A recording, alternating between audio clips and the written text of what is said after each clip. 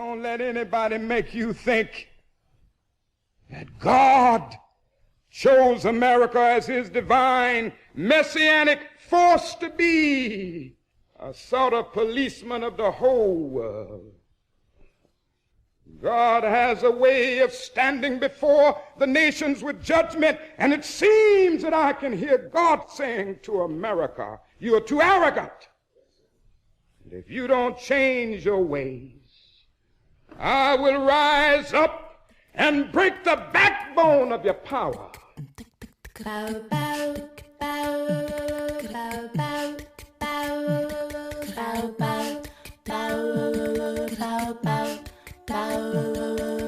Hotep, which in the language of ancient Egypt means we come with justice in peace. Welcome to Freedom Now, a Saturday Pan-Africanist and Internationalist World Affairs program. Freedom Now is committed to the principle of the rights of all peoples and nations to self-determination. We thank you deeply for your contribution to KPFK, which permits programs like Freedom Now to stay on the air. In this era of corporate acquisition and co-optation of all dissident media, we provide the microphone, challenging their corporate and racist point of view. So stay tuned for Agenda here at Freedom Now.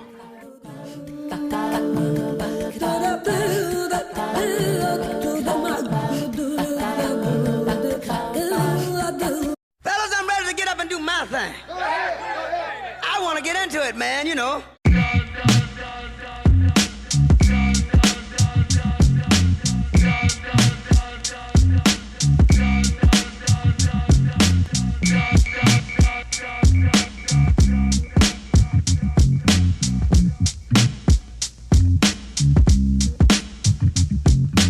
Peace, hoteps, and wisdom to all of our faithful and devoted listeners out there in the radioverse. This is Brother Brandon Sankara, and I want to start things off by thanking all of you loyal listeners yet again for joining us this weekend.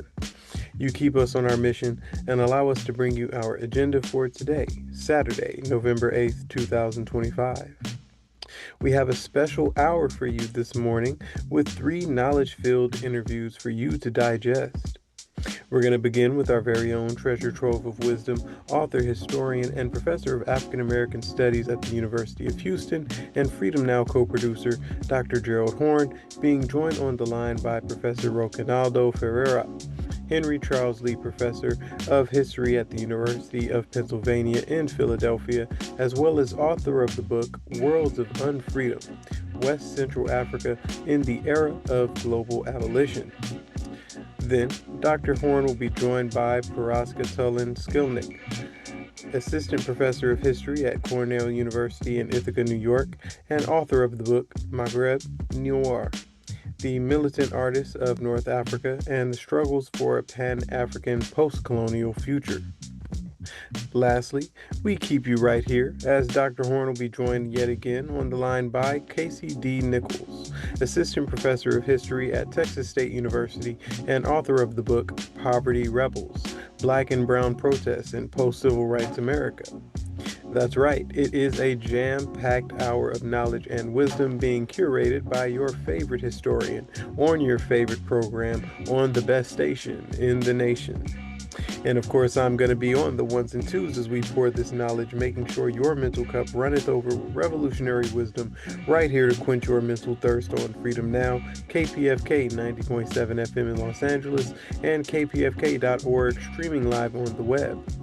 To make sure that we stay on a smooth ride with that cultural vibe you know and love, we'll be enjoying a musical bottom featuring Yassine Bey and the Bush Babies, Regina Carter, Sarah Caswell, Pepper Adams, John Coltrane, and Dexter Gordon. Now, people, get ready for this train to come in, taking you one step closer to mental liberation, and stay tuned for this interview with Dr. Gerald Horne and Professor Roquinaldo Ferreira.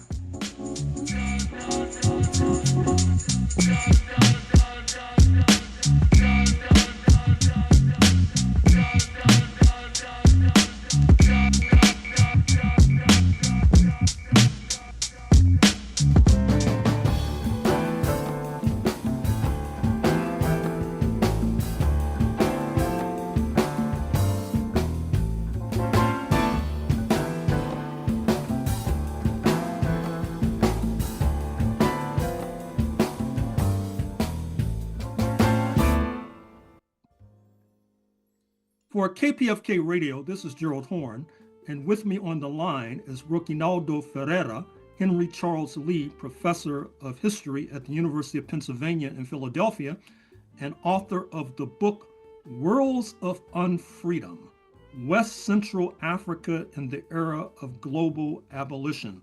Thank you for joining us on Freedom Now, KPFK Los Angeles, Professor Ferreira. It is my pleasure to be here, and I look forward to the conversation. No more than myself, I'm sure, and let me take the opportunity to thank you personally for aiding my own research in Brazil, a country with which you're well familiar, when I was there some decades ago, which resulted in the publication of my own book, The Deepest South, on the African slave trade to Brazil and the role of U.S. nationals. But in any case, why did you produce this book, Worlds of Unfreedom? So let me just begin by saying that I remember well meeting you in Rio, that was probably 1995.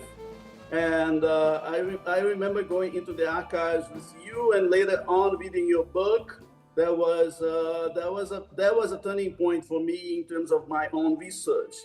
As for the research and the book itself, it is an attempt to engage with the issue of abolition, but from the viewpoint of Africa and from the viewpoint of Africans.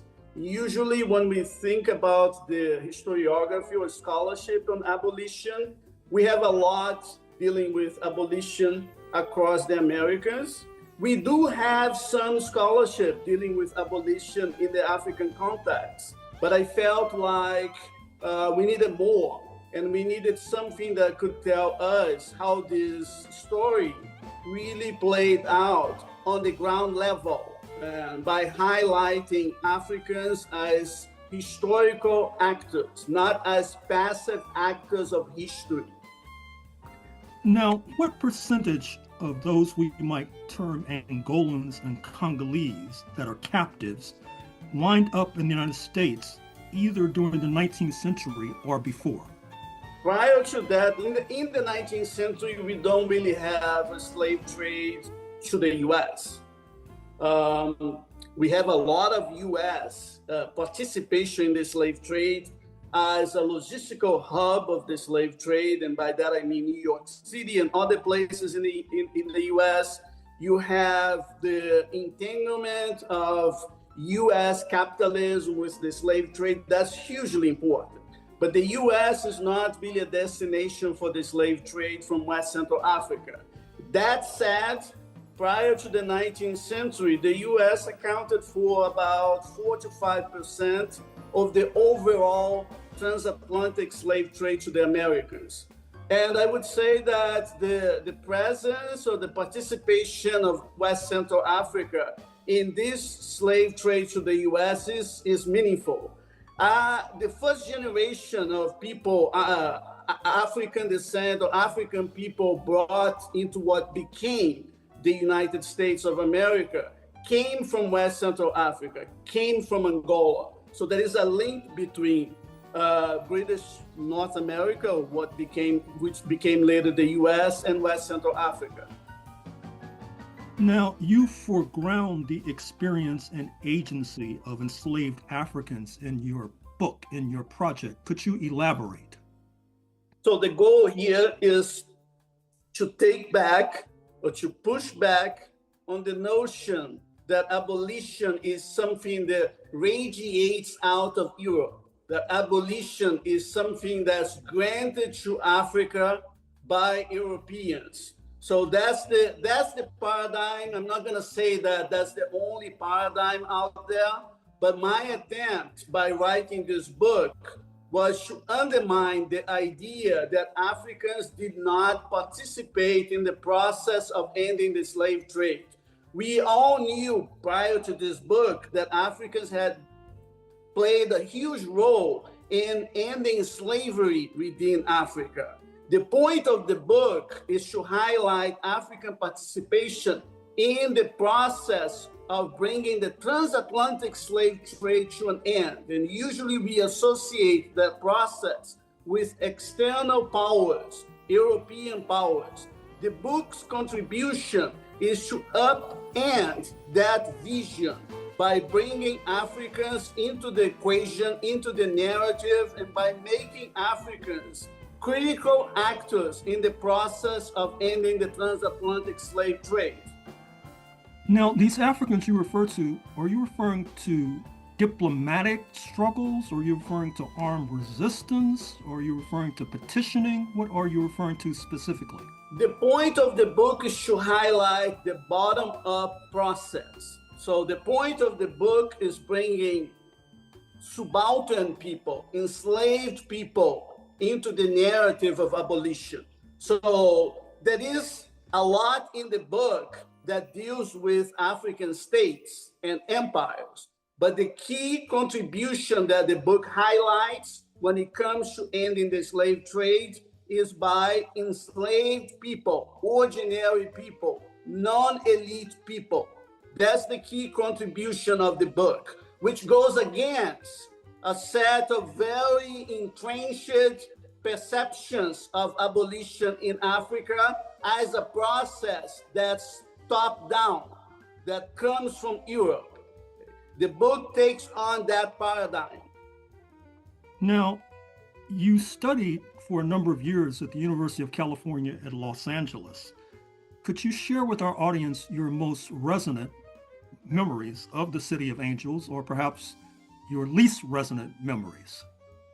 That was a critical point in my life, in my trajectory. I came to the US to go to grad school. Essentially, I was trained as an Africanist at UCLA. And I chose UCLA because of the quality of the African program at UCLA. And I gained a lot from that, from my advisor, Nat Alpers, and from the community as a whole. I also have very fond memories of LA itself, a fascinating place. The irony here is that after I filed my dissertation in 2003, I never really went back to LA. That's an accident, I take it. Yeah, no, that's. I would love to go back to LA. It is a fascinating place, but that has never happened. It's odd.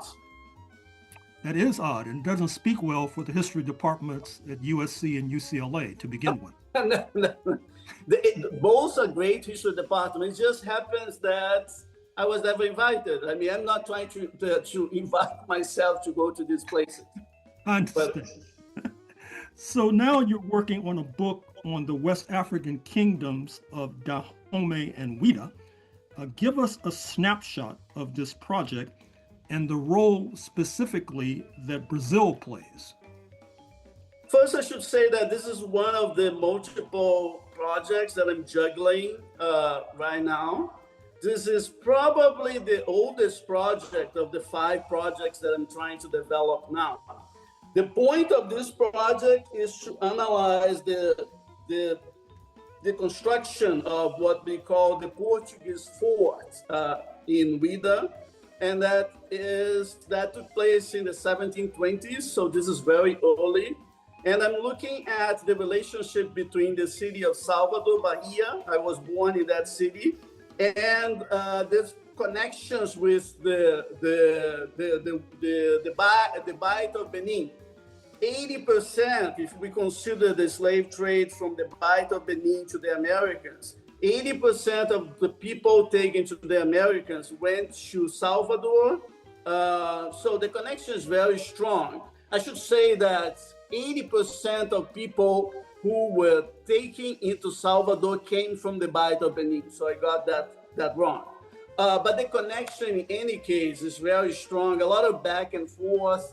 People going back to the Bight of Benin, from Brazil to the Bight of Benin and other areas along the West African coast. I'm interested in this foundational period when this fort was created against the backdrop of lots of competition between the Portuguese and other imperial powers in the region. And by that, I mean the French, the Dutch, and then you have the Dahomey Kingdom expanding towards the coast and taking over the Ouida Kingdom. So there's many moving pieces.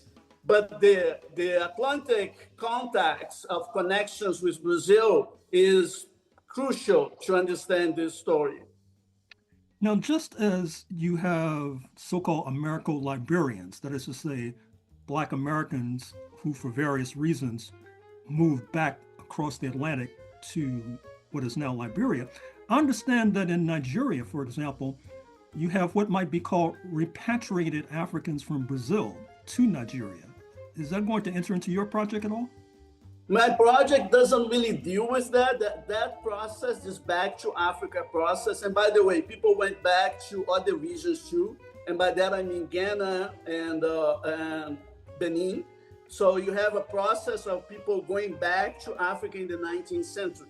The project that I'm doing deals with the 18th century. It deals with the foundations to this history of back and forth between Brazil and West Africa. So people did go back. Some scholars would argue that perhaps around 9,000 people went back to Africa.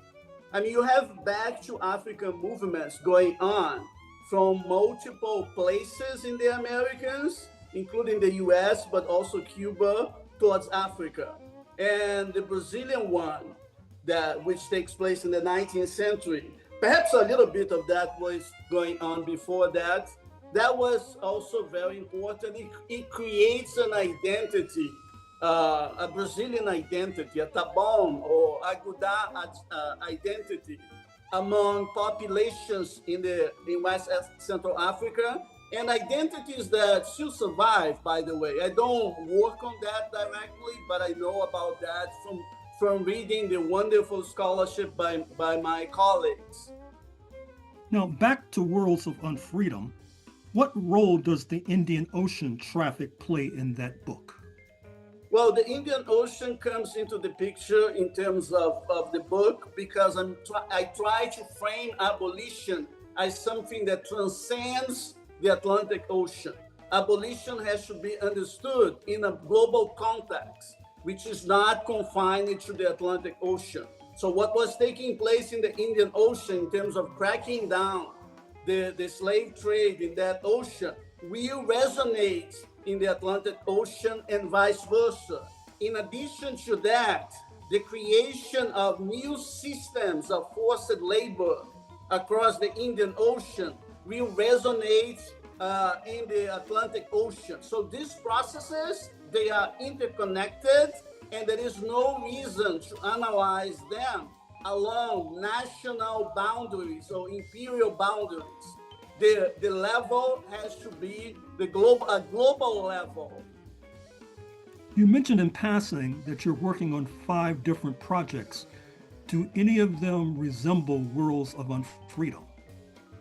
Yeah, several of them. This issue, the way I write my books, in a way that tries to bring ordinary people into the picture, and by using microhistory and by looking at the intersection between microhistory and global history, is basically the way I write history, generally speaking.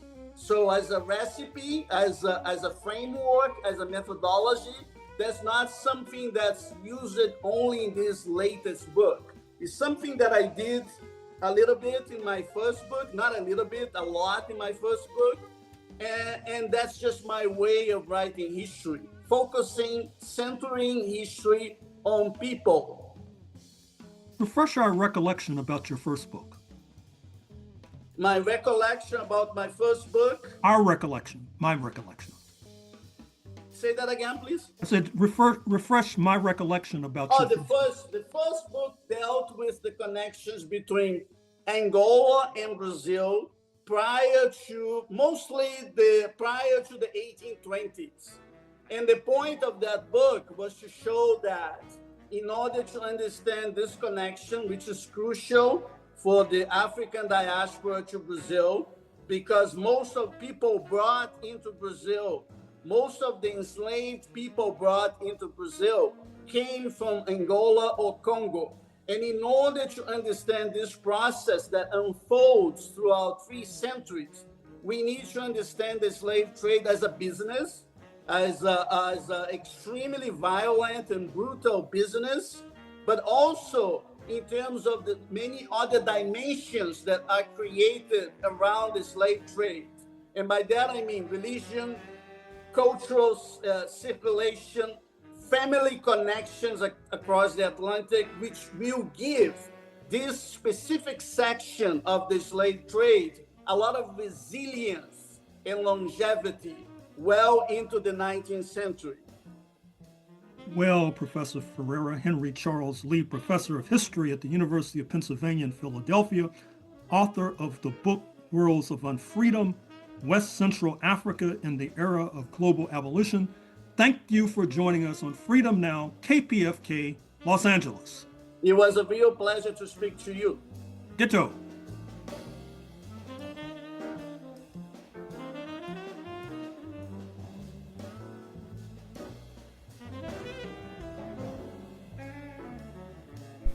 This is Sister Flora, and you are listening to Freedom Now at KPFK 90.7 FM in occupied Mexico, including Los Angeles, 98.7 FM Santa Barbara, 93.7 FM in San Diego, and streaming live on the web at kpfk.org. Today's program, as well as 10 prior editions, can be reheard at kpfk.org/audio archive, and scroll down to Freedom Now. For a truly alternative international perspective on world affairs, check out RTTV Russia, CCTV China, and online at Presna, Latina Cuba Telesur Venezuela, News 24 South Africa, and Press TV Iran. We will now continue with historian Professor Dr. Gerald Horne.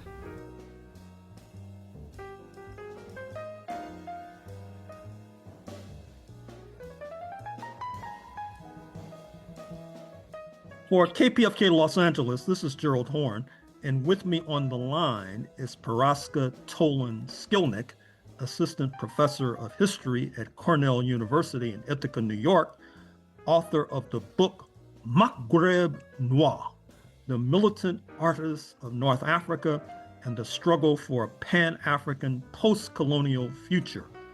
Thank you for joining us on Freedom Now, KPFK Los Angeles, Professor Tolan-Szkilnik. Thank you. Thank you for inviting me. Thank you for accepting. So why did you write this book? So I started writing this book. So I started, really my interest was at first in the Pan-African Festival of Algiers, which was a festival that was organized by the Algerian government in collaboration with the African Union, and was held in Algiers in the summer of 1969. And brought together militants and artists, which is really the part that I was most interested in, from all over the world, including from the US, but also from Angola and Mozambique and South Africa and France. So people both from Africa, the continent of Africa, but also the African diaspora. Some of the sort of famous anecdotes of the festival was that this was the first time that Nina Simone sang Ne me quitte pas, her rendition of Ne me quitte pas. Archie Shepp performed there with a group of Moroccan musicians. Ted Jones performed also with Archie Shepp, and the Black Panthers were in Algiers. Kathleen Cleaver actually gave birth during the festival to her and Eldridge's son. So I was really interested in this festival. There's a film by William Klein that the Algerian government actually commissioned for him to make during the festival. He made two films during the festival, one that's called Pan-Af 1969, and then one on Eldridge Cleaver, which is sort of a long form interview of Eldridge. But I was really interested in this film and in the various sort of pamphlets that were created around the festival and videos of the festival and pictures of the festival. So as I was researching this festival, I realized that it was one of multiple nodes sort of Pan-African encounter in North Africa. And North Africa often isn't really included in our conversation about Pan-Africanism. So that's really what motivated the start of the book, was figuring out how North Africa fit into the equation of Pan-African militancy. So as you note, by 1969, the Black Panther Party had a legation in Algiers. Any insight on that particular legation? Yeah. So it actually sort of started as the fact that they were already there, de facto sort of presence in Algiers. Eldridge and Kathleen, so Eldridge got there first by himself. He had been fleeing the US because he was wanted by the police.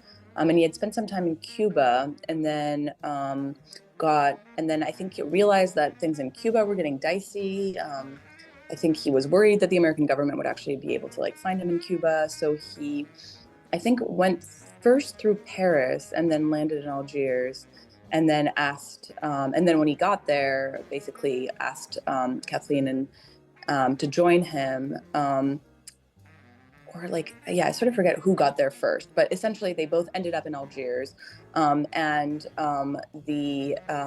of the people that's interesting, and she wrote an autobiography about this, Elaine Klein, Elaine Mortefi, wrote a biography of her time in Algiers, or an autobiography of her time in Algiers, as a sort of interpreter for the Black Panthers, because she spoke French and her husband was Moroccan.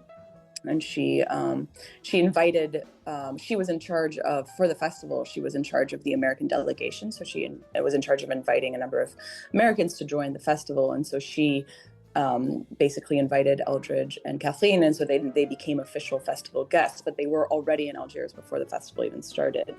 And then as part of this sort of delegation to the festival, they then established a delegation in Algiers and stayed there until, I believe, 72 or 73, at which point the relationship to the Algerian government got a little bit complicated, partly because they had a number of followers join them, and the followers were hijacking planes. And the Algerian government kept on having to pay these ransoms and return the planes and things. And they were a little sick of that.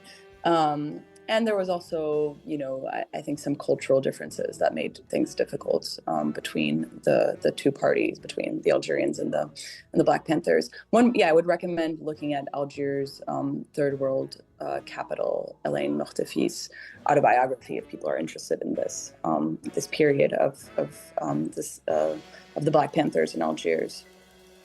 You've also written a piece entitled The Quest for a Pan-African Groove, Saxophones and Stories for the Pan-African Festival of Algiers, of course, taking place, as you note, in 1969. Mm-hmm. What do you talk about in that article? That article is about Archie Shepp and Henri Lopez, so two Black artists who were invited for the Pan-African Festival of Algiers. Archie Shepp, who's from Philadelphia, an African-American musician, a saxophone player, and then Henri Lopez, who's a Congolese writer.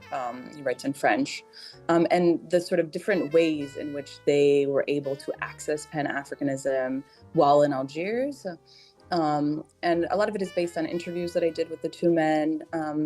I conducted an interview with Henri Lopez, but this group of scholars I was part of, the Panafest Archives, who gathered interviews. A group of scholars gathered interviews of people who had participated in different Pan-African festivals. And one of the scholars in there had an interview with Archie Shepp, where he talked about finding his groove in Algiers and whether he was able to find his groove. And he had this performance with all these North African musicians, and he talked about how their beat was different, but eventually he found his groove. And he seemed to have a much more hopeful idea of what Pan-Africanism could become, whereas Henri Lopez, I think, sort of saw some of the limits of it. So a lot of the article is also talking about the differences between what it means for an African American to come to North Africa with their sort of idea of race, as opposed to a Black African to come to Algeria, staying on the same continent, and so not searching for the same sort of meaning of home, but being confronted with some of the racism that was a constant in North Africa for many Black Africans. Yeah. So Randy Weston, an African-American of Panamanian ancestry, a noted pianist via Brooklyn, New York, spent considerable time in Morocco. Do you have any insight on his stay there and or how Black American exiles fared in Morocco or Tunisia versus Algeria? Yeah, I don't have a ton of insight on Randy Weston, although I would recommend to anybody who's interested in Randy Weston to look at Africa Speaks, America Answers, or I sort of forget which way it goes, and to look also at author Hisham Aidi, who's written about Randy Weston. But I have written an article about Claude McKay, who was also a Caribbean writer who spent time in New York, in the United States, and then spent a considerable amount of time in Morocco, I think 7 years altogether, where he wrote some of his most important novels, including Romance in Marseille, Banana Bottom. And he was there earlier than Randy Weston, more in the 30s and 40s. And I just finished an article about him, which is in this new version of Souffle, edited by Hisham Aidi, this scholar who has written about Randy Weston. But I think that Morocco, was also a place that a lot of Black Americans found hospitable. I know James Baldwin spent time in Morocco, so did Josephine Baker during World War II. Tunisia, I have less information about. I don't think that there were as many African Americans who spent time in Tunisia, though I'm not totally sure. I think that, Algeria eventually became more difficult to spend time in, harder to travel to. Morocco, I think, has retained a larger sort of idea or sort of sense of Pan-Africanism post 1969 than Algeria. And I see now sort of a revival amongst I think African Americans, but also Jewish Americans and things like that, of traveling to Morocco as a form of, to try to find roots in Morocco, and tours that are organized specifically for African Americans or Jewish Americans to go to Morocco. So I think, Morocco did serve as a home for a lot of African Americans, artists in particular, and Tangiers in particular, which was a sort of cross between Europe and the African continent, I think. Yeah. Also, do you have any insight on the reception of African liberation fighters in Algeria? Amilcar Cabral of Guinea-Bissau, Nelson Mandela of South Africa, and others. Yeah, so a lot of them did travel to Algiers for the Pan-African Festival, but also at other points. A number of African fighters, ANC fighters, were actually trained in camps by, members of the Algerian FLN, but in Morocco. This was before Algerian independence, so in 1960s, late 1950s, early 1960s, when Morocco was already independent, but Algeria wasn't yet. There were a number of training camps on the border between Morocco and Algeria, near Oujda, where ANC fighters trained and members of the Frelimo and the MPLA trained. I found some great pictures in the archives in Lisbon, the Casa Común archives, of people like Amilcar Cabral, Marcelino dos Santos, Nelson Mandela, who were being trained in camps outside of Algeria, in Morocco. But I was lucky to interview Nelson Mandela's grandson when I was in Algeria, and he remembers his grandfather talking with a lot of affection about his time in Algeria. Their visits were punctual and usually had a specific aim in mind. I don't know how it would have been for them to live longer periods of time there. I feel like the people that I did talk to, the African Americans or Black Africans who I talked to who lived longer periods of time in Algeria had more stories of encountering racism than those who were there for punctual visits, sort of.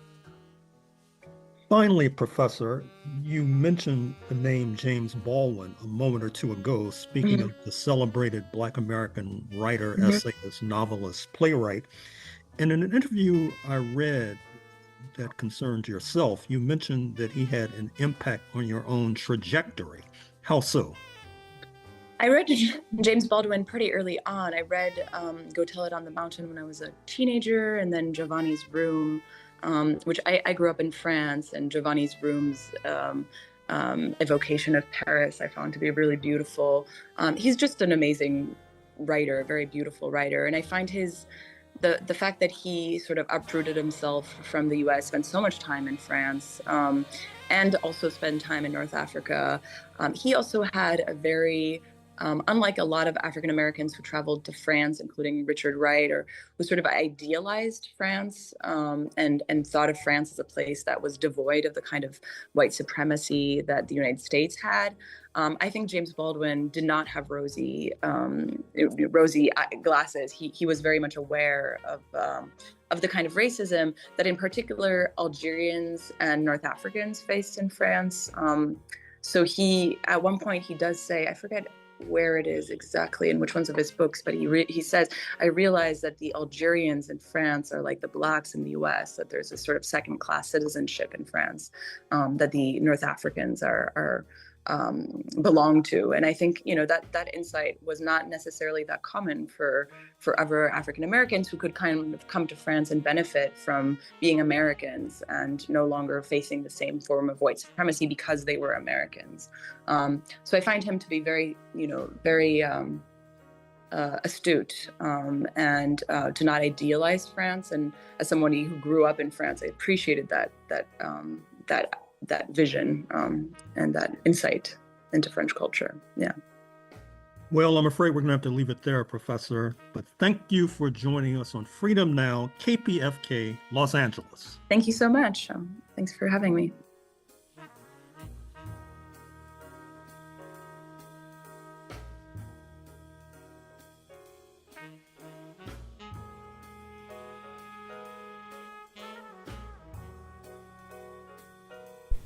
This is Sister Flora, and you are listening to Freedom Now at KPFK 90.7 FM in occupied Mexico, including Los Angeles, 98.7 FM Santa Barbara, 93.7 FM in San Diego, and streaming live on the web at kpfk.org.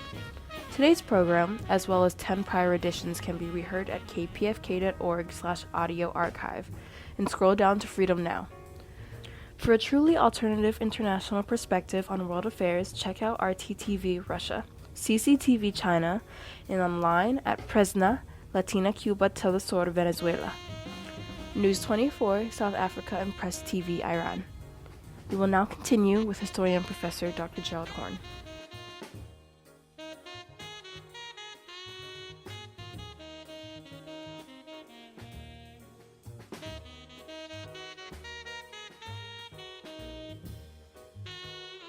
For KPFK Radio, this is Gerald Horne, and with me on the line is Casey D. Nichols, Assistant Professor of History at Texas State University and author of the book Poverty Rebels, Black and Brown Protests in Post-Civil Rights America.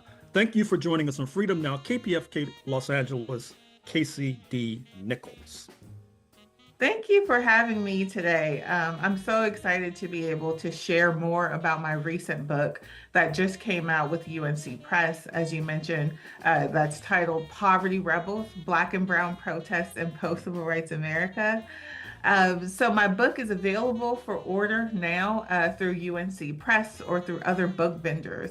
And just to give you a little bit of background on my project, so this book argues that the war on poverty in Los Angeles is a critical moment between 1964 and 1979, in which we can get a better sense of how the relationship between African Americans and Mexican Americans developed over time, and also get a glimpse of how some of the debates and Black-Brown histories or Black-Brown experiences that we see today, the sort of historical roots of that relationship.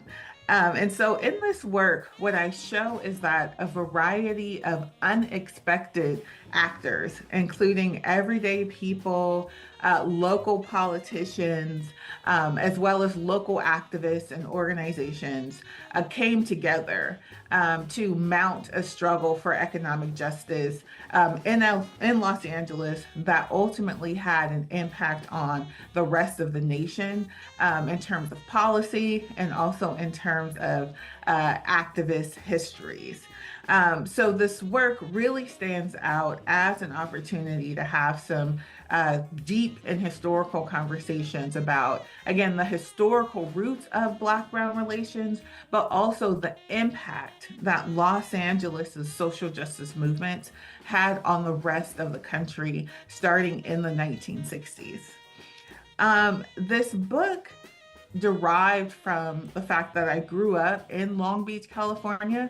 So I am from Los Angeles County. And so growing up, I often witnessed a lot of debates and conversations about how to share space between African Americans and Mexican Americans. These debates took place in, local schools and then local school boards and local political campaigns, right? So there was always this question of how to create equal space and opportunity for African Americans and Mexican Americans in particular during the time periods in which I am thinking of. And so once I went on to college and graduate school, I wanted to continue to explore what I had witnessed and try to dig up some of the historical roots of those particular debates and ask where they came from. And once I got into this research that started as my dissertation when I was a graduate student at Stanford, I began to see how much policy and the war on poverty was a part of the longer trajectory of those debates that I saw in my childhood and in my young adulthood. And so for me, this work is not only for academia, but it's also for the community that I come from, and serves as a love letter to the world in which I grew up, and the people who were waiting and wanting for someone representing our community to share this work. Some of the major themes that people will see as they read through Poverty Rebels are a lot of topics that have been explored, but I'm putting them into context with the war on poverty to bring some new insight to their deeper impact and connection. So topics like the Watts Rebellion of 1965 emerges throughout the text, and its impact not only on forming or cultivating additional Black movements, but also its impact on Mexican Americans. Readers will also see me closely examine the Chicano Moratorium, and specifically the Chicano Moratorium police riots, and again, how the Chicano Moratorium becomes interconnected with local debates about the war on poverty. One of the key contributions of this work is a chapter on youth activism, and how youth activism in particular is so important to this moment, because when we think about policy in the 1960s and the 1970s, there was a heavy focus on youth, on children, on young people.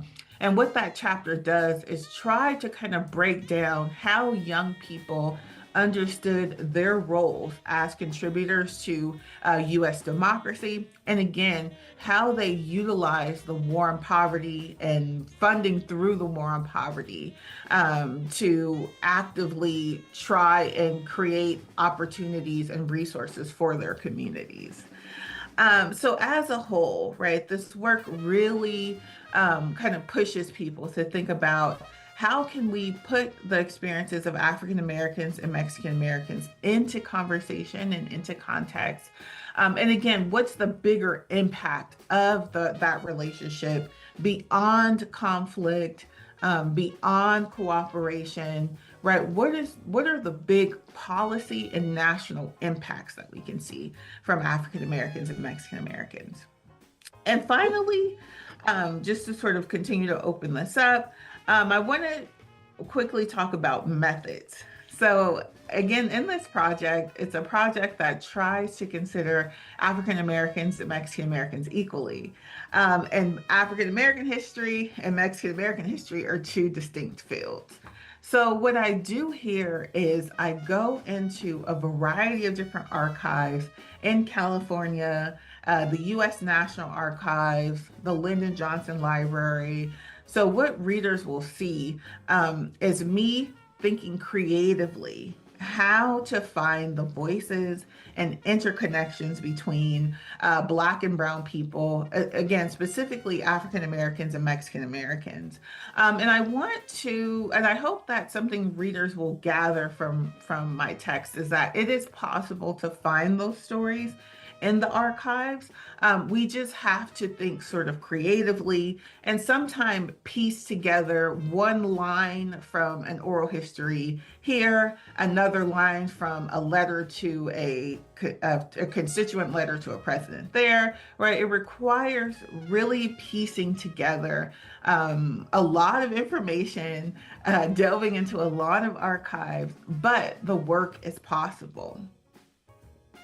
You discuss the economic circumstances in Los Angeles and how that impacts Black-Brown relations. Could you elaborate? Yes. Thank you. So the overall context of my book is, again, the ways in which in the post-World War II period, people throughout the United States, right, local people, activists, intellectuals, politicians, began to notice the growth of increased and extreme poverty in the midst of plenty, right, as people described it in the 1960s. And two groups that really faced the impact, right, of poverty in the 1960s and 1970s were African Americans and Mexican Americans in Los Angeles. And one of the reasons why this was so pronounced was because we're talking about a period where in 1964, when the U.S. Closed many barriers to education, to middle-class employment, so on and so forth, right? So with the passage of the Civil Rights Act in 1964, people, largely middle-class, African Americans and Mexican Americans, are very slowly beginning to gain more access to upward mobility. However, right, people are looking around and they're seeing that this process isn't happening quickly and that there's still a significant number of Black and Brown people who are struggling economically, right? Both some working class folks and then also those who live or who are living below the poverty line. And what I try to highlight is that Los Angeles is unique in that the politicians who are representing parts of specifically South Central Los Angeles and also parts of East Los Angeles are increasingly communing, right, with the people who they're representing. And oftentimes we think of politicians as sort of disconnected from their people. And that is the truth, right? That does happen. But what's unique about this story is partially that the politicians who are advocating for Black and Brown people are from these areas, even if they grew up middle class, right? Because as we know, it's very common for Black folks across various different economic statuses to coexist in the same areas because of racial segregation. So they're coming from these areas and they're really trying to utilize their roles as local, state, and federal politicians to advocate for increased economic mobility for Black and Brown Angelenos. And so as people are watching an economic divestment from South Central Los Angeles, from parts of East Los Angeles, that's leading into things like a lack of funding for basic resources like education. There's a difficulty with expanding of public transportation, which can make it difficult to seek out employment outside of the area, right? So there's just a lot of different economic challenges that people are facing, largely because of a divestment from their communities and from their neighborhoods. And people are looking to their elected officials in the 1960s and 1970s to be their voice. And the war on poverty becomes an opportunity for poor people to advocate alongside their elected officials, which makes this story about economic circumstances and economic struggle very unique. So one of the epical episodes of late 20th century Los Angeles involves the Black motorist Rodney King, whose beating by the California authorities was captured on camera, leading to a trial, leading to a slap on the wrist at best for the offenders, which in turn leads to a massive rebellion. Do you have any insight with regard to those particular episodes? Yes, thank you for asking about Rodney King, because that also takes us, again, into more of a kind of present moment, right, of how my arguments in Poverty Rebels relate to Black and Brown life after 1979.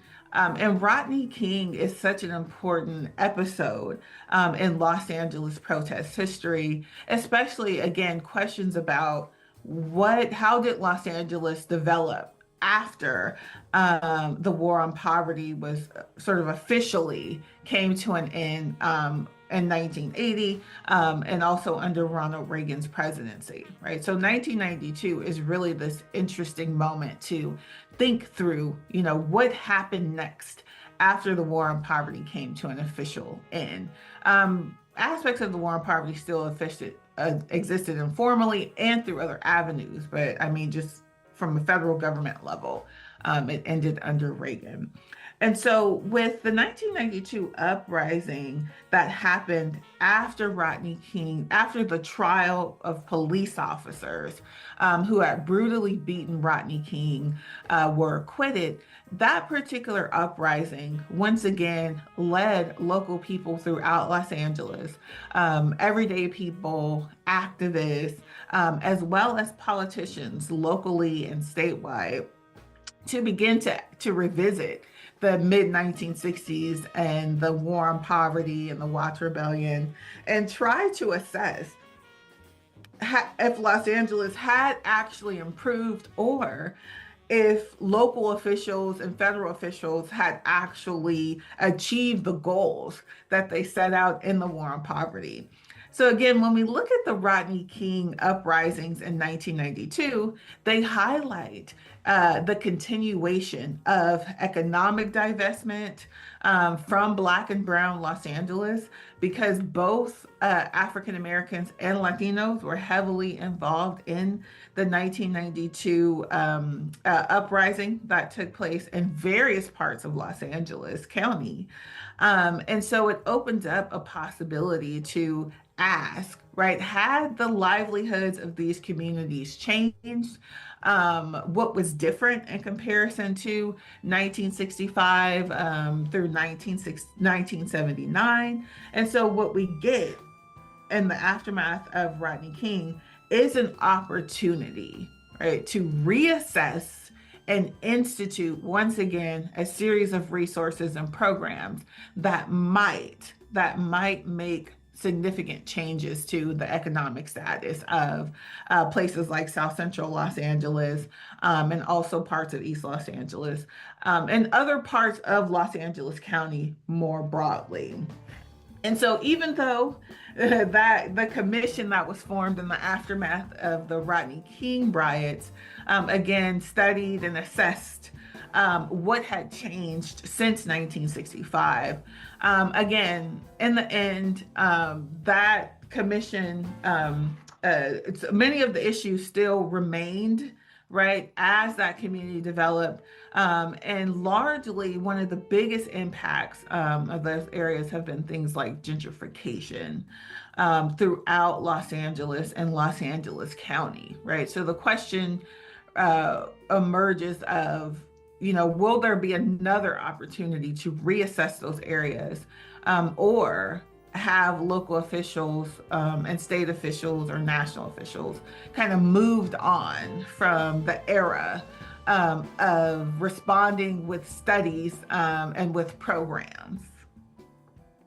Just a footnote to the Rodney King episode. It was followed in 1993 by a very important mayoral election featuring the left-leaning city councilman Michael Wu versus the Republican businessman Richard Riordan. The latter triumphed, not least because of support from some of our Black leaders.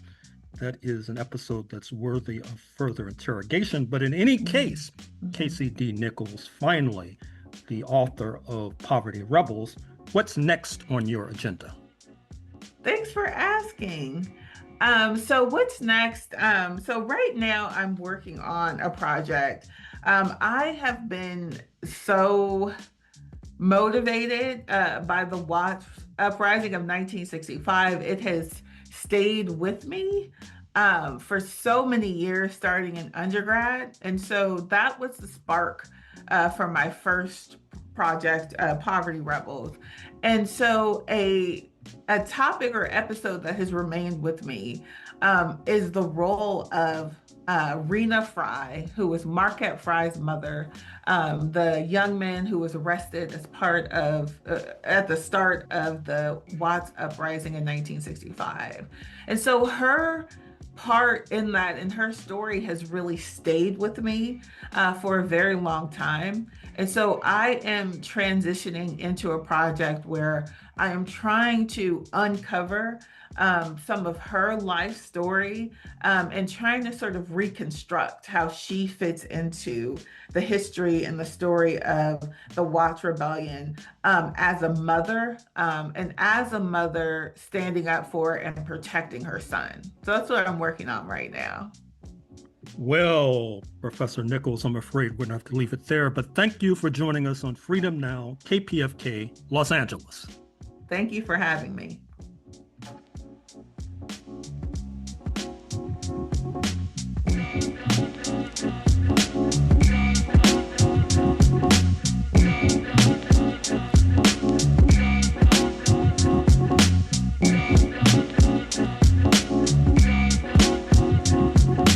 In closing, we'd like to thank our guests, starting with Professor Roquinaldo Ferreira, representing the University of Pennsylvania in Philadelphia, and author of the book Worlds of Unfreedom, West Central Africa in the Era of Global Abolition. Next, we thank Paraska Tolan-Szkilnik from the Cornell University in Ithaca, New York, and author of the book Maghreb Noir, the Militant-Artists of North Africa and the Struggles for a Pan-African Postcolonial Future. Lastly, we give thanks to Professor KCD Nichols from Texas State University and author of the book Poverty Rebels, Black and Brown Protests in Post-Civil Rights America. Shout out to Dr. Gerald Horne for doing what he does best and guiding this train of mental liberation towards Pan-African enlightenment for yet another Saturday. Word to producer Sister Tej. Special thanks to our spiritual backbone, Freedom Now founder and ancestor Babadidan Kamati. Abundant thanks to our marvelous engineer, and last but certainly not least, thanks to all of our loyal listeners and supporters. It takes a village to build a revolution, and Freedom Now is a village to be reckoned with. This has been Brother Brandon Sankara, and you can join us on Facebook at Freedom Now Gerald Horne. You can email the program at freedomnow@kpfk.org, and you can also go online to the KPFK audio archives. Scroll down to find Freedom Now, and you'll be able to hear this program as well as 60 days worth of prior programming here at KPFK 90.7 FM. And with that, we send you off, and until next Saturday, here at Freedom Now, we stand running our marathon, ready for revolution. We state these facts only to let you know that those of us who are revolutionary, Pan-Africanists, is not because we love revolution. It is historically determined, and we have no alternative but to follow history and to use history for the benefit of our people.